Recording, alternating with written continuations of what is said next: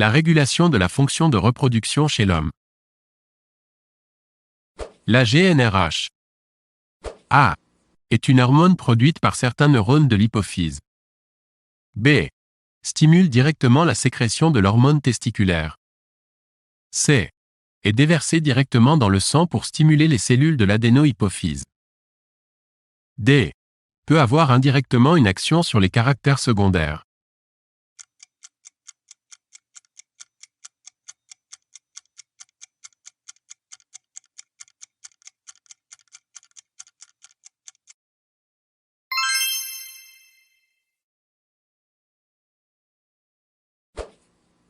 La spermatogenèse des mammifères. A. Est centripète dans la paroi de chaque tube séminifère. B. Se termine par écoulement du cytoplasme, phénomène qui fait partie de la spermiogenèse. C. Est constitué d'une phase de multiplication, d'accroissement, de maturation et de différenciation. D. Dure environ 2 mois et demi chez l'homme.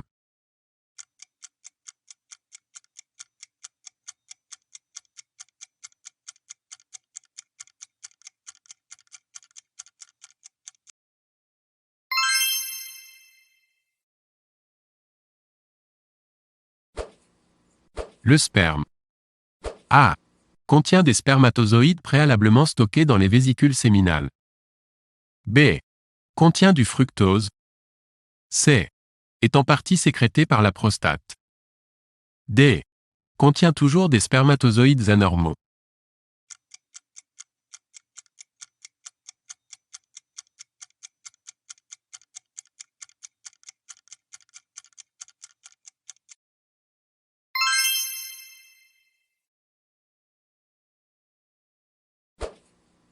La testostérone.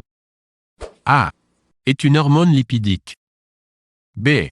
Est sécrétée par les cellules de Leydig situées dans les tubes séminifères. C. Agit sur les neurones hypothalamiques. D.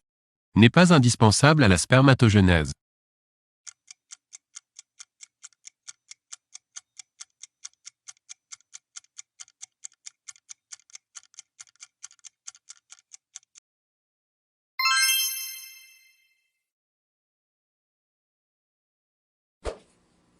L'hypothalamus. A. Sécrète la GnRH dans un système porte. B. Sécrète la GnRH de manière continue. C. Produit une neurohormone. D. Agit sur l'hypophyse par l'intermédiaire de la gonadolibérine GnRH.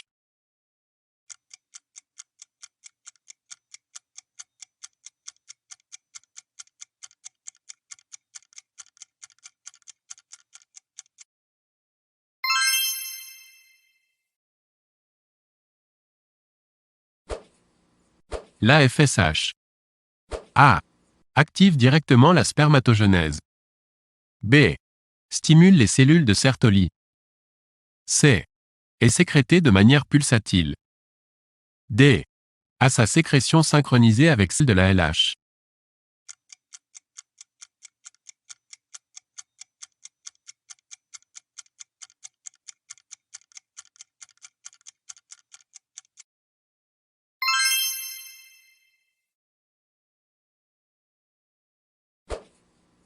La testostérone agit sur A.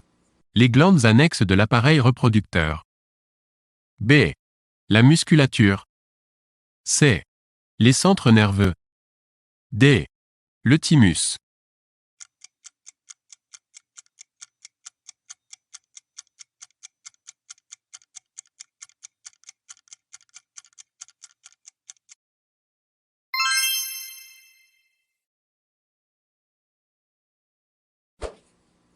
Les spermatozoïdes. A. Sont des cellules mobiles grâce à un flagelle. B. Sont au nombre de 50 à 100 millions dans un éjaculat. C. Sont produits de manière continue de la puberté à l'andropause. D. Sont spécialisés dans le transport de matériel génétique.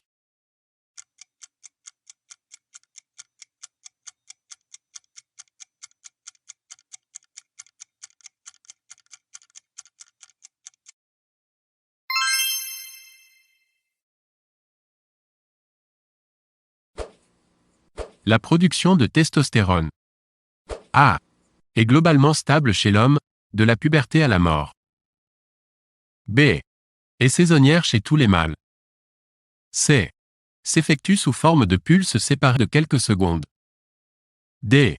S'interrompt plusieurs heures avant de reprendre.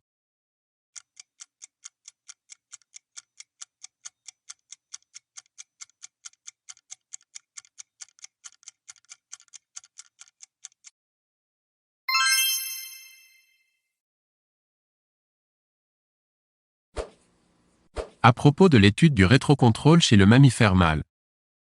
A. La castration bilatérale d'un mâle adulte est suivie d'une baisse de la production de gonadostimulines hypophysaires. B. Si l'on injecte massivement de la testostérone à un mâle, les pulses de GnRH s'accélèrent. C. Si l'on injecte massivement de la testostérone à un mâle, les pulses de gonadostimulines disparaissent. D. L'étude des neurones à GnRH de l'hypothalamus montre qu'ils possèdent des récepteurs à testostérone.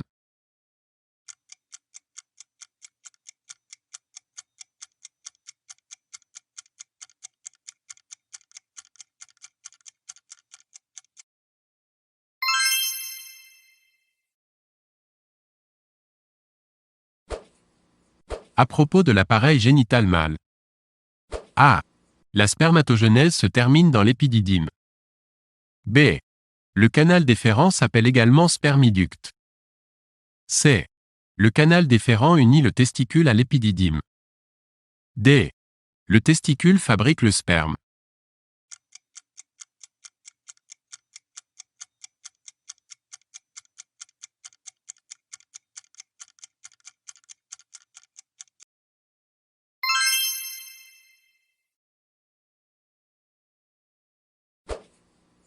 La ligature des canaux déférents d'un rat mâle adulte.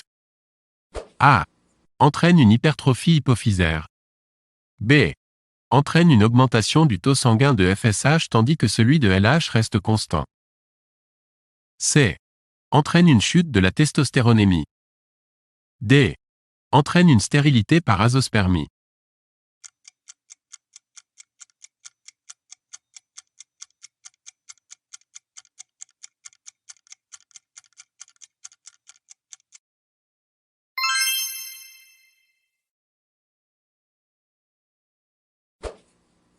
La régulation du taux des hormones sexuelles chez l'homme.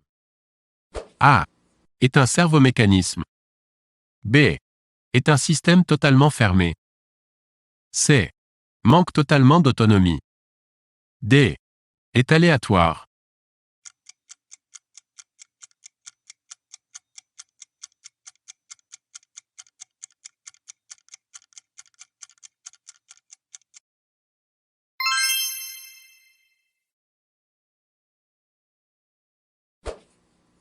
Au sein des tubes séminifères.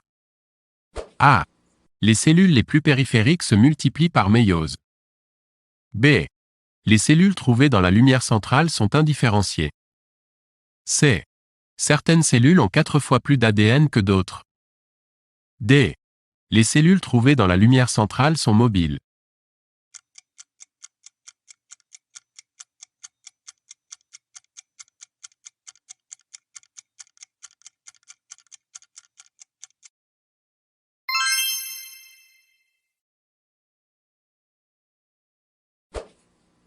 La castration bilatérale réalisée avant la puberté chez les chanteurs de la chapelle Sixtine de Rome ne provoquait pas A.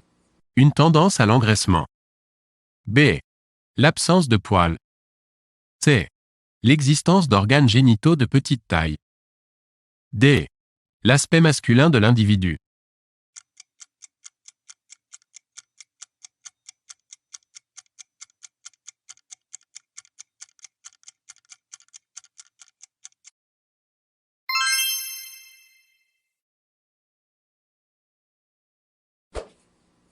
L'antéhypophyse.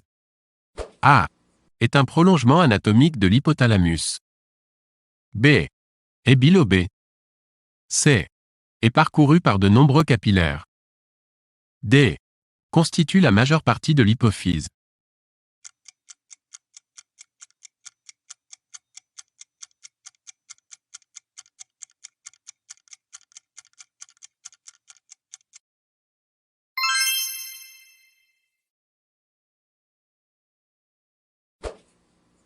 À propos de l'étude expérimentale de l'antéhypophyse. A. Un hypofonctionnement hypophysaire entraîne une hypertrophie des testicules. B. Un hypofonctionnement hypophysaire entraîne l'absence de certains caractères sexuels secondaires. C. L'ablation de l'antéhypophyse entraîne une augmentation de la production de testostérone. D. L'antéhypophysectomie n'a pas d'impact sur la production de spermatozoïdes.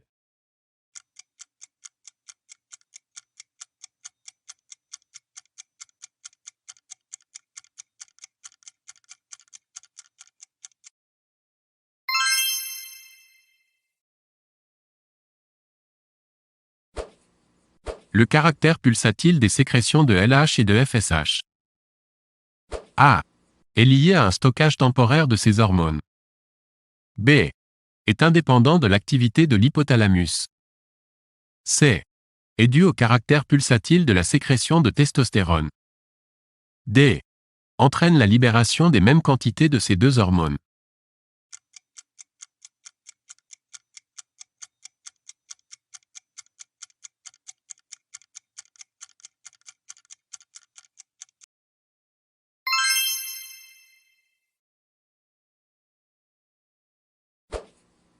À propos de l'étude expérimentale de l'hypothalamus.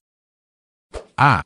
La lésion de neurones hypothalamiques entraîne une augmentation de la synthèse de FSH et LH.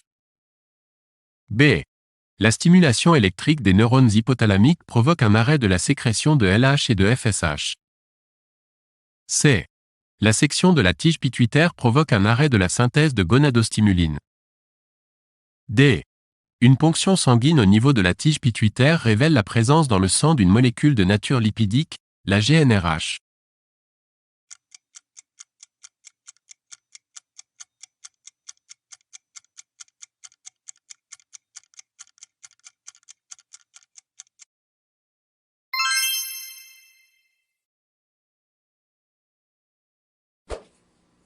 Les cellules de Sertoli. A. Sécrètent la testostérone.